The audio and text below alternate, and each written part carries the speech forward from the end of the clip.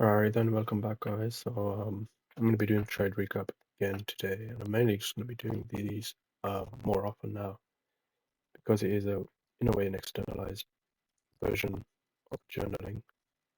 Um, but like and it also makes journaling later much easier because I journal on TradeStyle and I make really big Word documents on it and all this and that. But like you can see in it, these are the buys I was looking for today. And today I actually had to adapt to the market conditions, which were really bearish and also really one-sided. I don't know why it was one-sided. So if I go over this, so I can understand later what I'm writing down, so we'll prepare later as well. So usually in it, when you get an Asia high and a London high, and it just wicks above it, and then it just starts using every bearish PD array and bullish PD array being inverted. Usually when it does that, it's indicative of one-sided market. In this case, it didn't do that. As you can see, came above London high very nicely and went lower. And you'll usually see a midnight open order block in the H1. There is that here, but this is a change state delivery, not an order block. What will still be used as an order block, same thing. But it's like the midnight open and order blocks I'll actually look for are the ones like this, where it's a little bit more. No, not this one. Sorry. More like this kind of, like you can see it's like right there, and then it just yeah, and it gets used again here as well. So, but even like this as well, right? But this is more like a change state delivery, comes above, sell model, but yeah, so the uh, Asia high, as you can see, came above it. Even lunch high as well came above it, and did wick above it.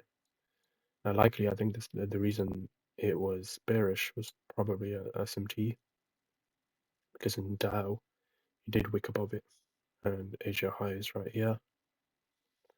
It didn't go too much above it in Dow, but another thing in Dow it did was unlike the Nasdaq, Dow did not take these highs, so smart money divergence.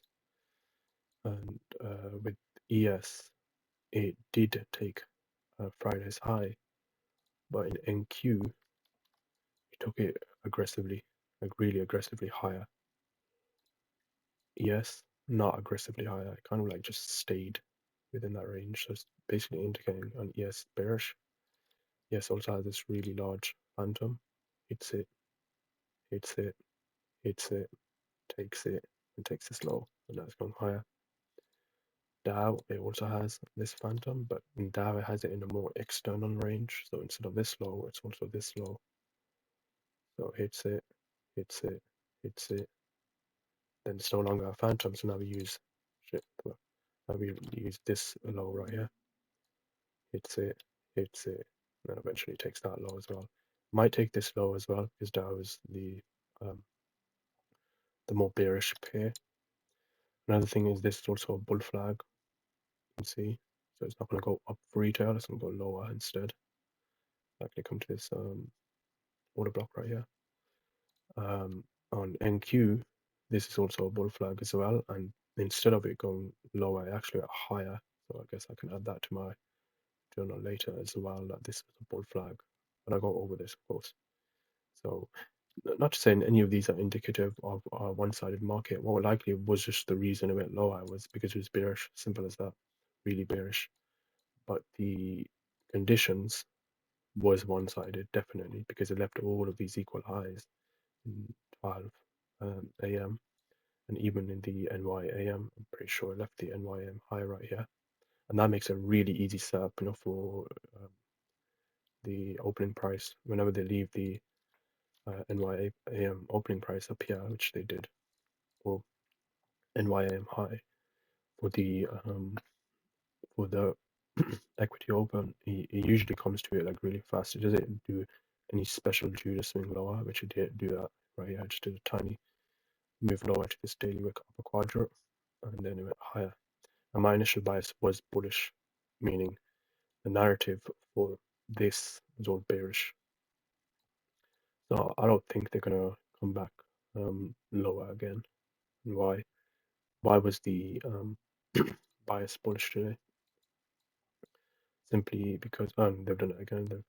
Yeah, I don't think it's gonna come lower. But anyways, because if we go to Thursday's opening range gap, the opening range gap here is unfilled, only filled a tiny bit.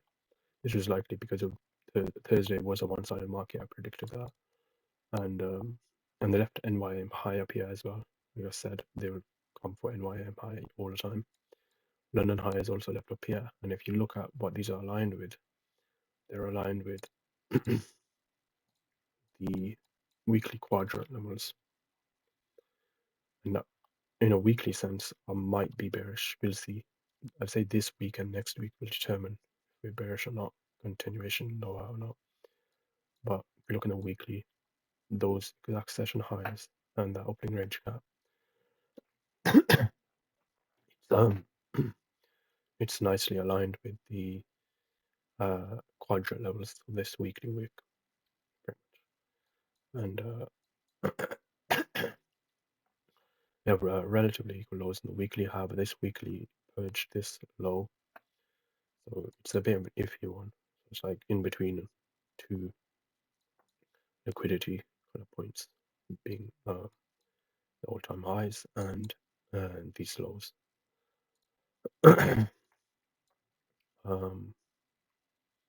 But yeah, that's like the main reasons. And another thing that happened was initially for the 12 p.m. I was bearish. Actually, I was bearish, and I was expecting this inefficiency to be brought back to, which is a balanced price range, as you can see. And it's not just the fact that this low is inside of here and it makes that balanced price range. It's also if you have to align it with a higher time frame. So for the H1, it's actually, as I said, this low from the 15-minute that's made this whole range here balanced. But in the H1, it's the lower half of the 15-minute that's been imbalanced. It's also a midnight open. So if this truly is a one-sided market today, and depending on how bearish we really are on the NQ, it might stop here, pit stop here, and then we'll see if it comes lower or not, and etc. But I don't really want to get into that because my day is done. $200 on the XFA. But yeah, pretty much. It's a bit of a thingy one-sided day, and whenever I can't predict the one-sided days, I usually do take some losses, and then I'll call it a day. However, and it seems that I'm going more versatile with this one-sided, with these one-sided profiles. I can pretty much capitalize on those losses and make wins instead, and that's exactly what I did. So I'm gonna go over those now, pretty much. And so yeah, the first trade, this was a um, this was a there was a then this one was a loss from the low breaker. So I've taken these type of losses before, and they're really annoying. As you can see, in the end, the profile was sorry, the bias was bearish anyways. But going over this, we and there is a lot of trades in here as well. I know more than 3 and 4. These in itself, like when I start getting this trend lower, these are not individual trades. They're just scale ins. Meaning I had my original position likely over here, and then each time just came higher to a premium. I just add in, partial, add in, partial. That's what I'll do because it allows me to manipulate the risk reward and have the reward in my favor and the risk being manipulated. So, but anyways, um, getting into these was bullish because wanted to see a move higher here and then potentially go break even or see how high I can come. And seeing that London low was taken, this sell stops. Basically just wanted to see a retracement higher. However, I would say these first few trades of buys were shit. Absolutely not all right, because Asia low wasn't taken yet. Asia low is right here, so they were somewhat impulsive.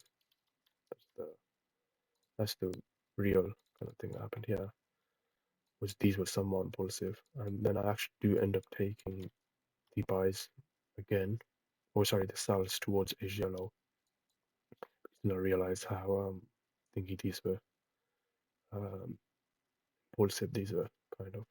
So if I did take these and I just took the sells instead, I would have caught a nice win. However, I did not know it was one-sided profile today because you can see it doesn't even come to the H4 dealing range, which is yeah, it's right there. It doesn't come to it. But then I add this here, this implied dealing range, and ICT has recently taught that in implied dealing ranges you'll usually get an institutional order flow entry journal, and it will be in the implied dealing ranges only. The CB within that did it right here, as you can see. I think with the trade I took though for the sells, uh, which were where were they? The ones to Asia low, that was just obvious, and this was 1237, 1230 macro more or less. And these were that was yeah. The reason I took these sells initially was because we came to the inversion again after closing below it. It respected the constant encouragement. It was breaking structure, so and it was leaving these equal lows here as well. And there was also this end dog below as well, and we were just like making a really nice draw to it. At first, this was a really ugly kind of trade, but eventually did pan out and hit Asia low, hit the um, this area as well as end dog.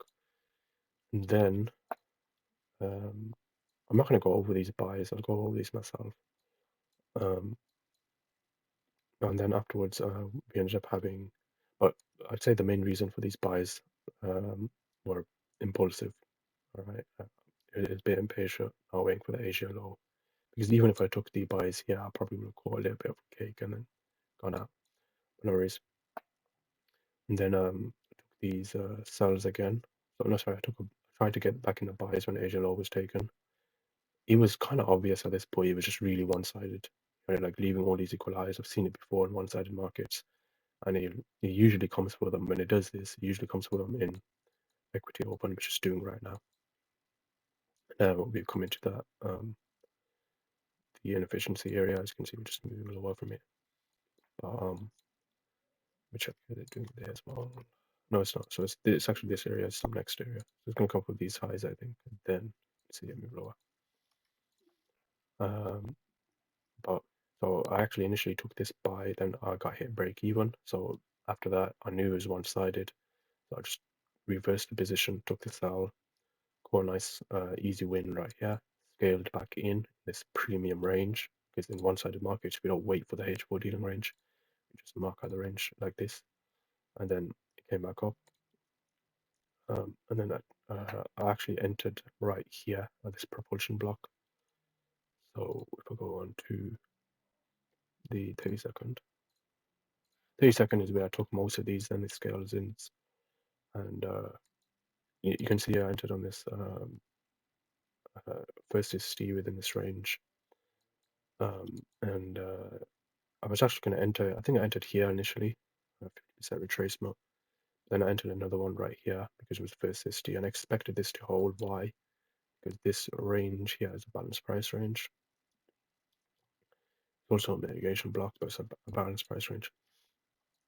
And it took liquidity right here, comes lower. And then here I'm anticipating another 50 to be made in this phantom as well. And I was actually marking out the phantoms in the video. So like here, here, here. And there's also a minor sell side right there. Makes a small displacement, accumulates. When it does this and it took this low right here, it was NYAM and it was news NYAM. So I was thinking that this would just be an inducement, as in fake buys, and eventually went higher again. I ended up entering an optimal trade entry, took this second 60, but it didn't take the first one, did it? And around here, it was a bit of a like, nervous one because it could have come above this high maybe and then into this balanced price range. Didn't. Likely because it was bearish and there's equal lows here and NYM, etc. And eventually when I saw this, I was just really confident it's gonna go lower because another SIST made. And whenever the first SIST gets held and it makes another SIST within the range, it's really, really bearish. Like when it does that, especially in the one-sided market. Let me just quickly here we go. And then the thing is, I did like I only took 2 micros off here. I'm having uh, 1, 2, 3, 4 micros. So I had 4 micros on this position, but my stop loss was here. It wasn't there. It was here. So it allowed me to again manipulate the risk to reward. Ended up taking off 2 micros here, and then I scaled in another one here, give me 3 and 4, and I took one more off here, and um, because I scaled in again here, and I kept just manipulating the risk to reward, so I'd put my stop here, profit, etc. Um, Eventually, I didn't even have to aim for this low. I could just get out right here because profit target I'm only aiming for is 200. So that would be at this point I already profited around $90. So I only need 120 more to get to that 200 or 110 just to cover the spread though. Usually it's 120, so I got out right here, pretty much here. And on the combine, I took the exact same trades. Combine is not connected only because it's thingy. I want to be increasing the risk on the combine, so it wouldn't make sense to have the combine connected unless I could get like a better kind of trade copy or top step updates it. But it's exactly the same trades in the combine. The only difference was I actually got out here in the combine because if you look at this area here, right there, this is a dealing range. Yeah, this is the measuring gap. So if you go like this, then do minus 2.5, I think it was. Yep. Minus 2.5 comes right here. That's the first deviation under the sell side from this measuring gap. This is a measuring gap because this is 50% being the SIBI. So you use this gap right here.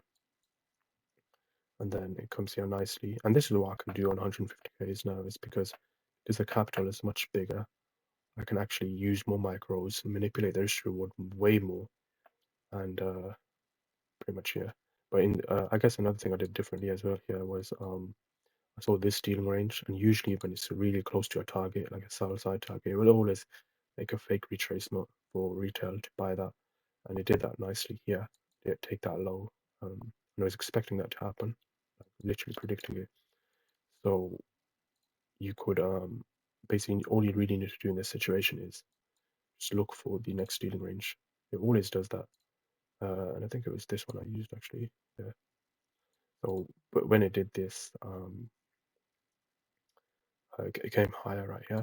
No, I was actually using the 15-second, yeah, because the liquidity was just so flaccid in the 30-second, and it was more obvious in the 15-second. This phantom is what I'm saying. So I used a 15-second range, which was right there, pretty much. Yeah, and you can see it came to optimal trade entry. I didn't enter there. I entered actually above this high inside of this CB right here. And there was this wick behind this CB, but it was like right behind it. So I was actually expecting this range to hold as like kind of like a balanced price range. I don't think it is a balanced price range, but it's a CB with a wick behind it. So usually I see those holding quite a lot. And the CB was quite full as well. It was quite like displacement. There was only this area and there was liquidity here, 50%. And when I entered here, I turned my stop right to this high.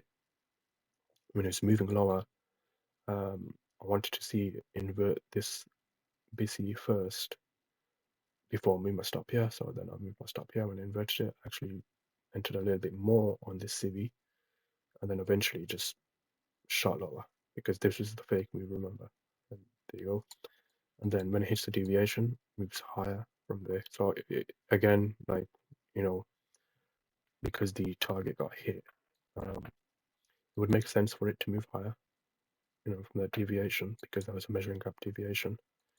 Clear some of that buy side with the original range, which was, well, actually, well, that's not the original range. So then from order here, there's a bunch of buy side. They likely just came into this order block right here, clearing the buy side. Lower, equal lows, takes it, and then day C wick down here. Then it makes the real move higher. So I think even if you were bullish on this day, you probably would have got clapped really hard. But that's why you gotta change the bias and adapt to it. And yeah, and that was the day's result in the end. And these were all very low risk. Only risk $50, $75. That's all on these. Usually I would risk $100 or more, 150, but I'm gonna try and build this buffer up first. And once I build a buffer up, then I'll increase the risk back to $100. But for now, it's all from me today. Be safe.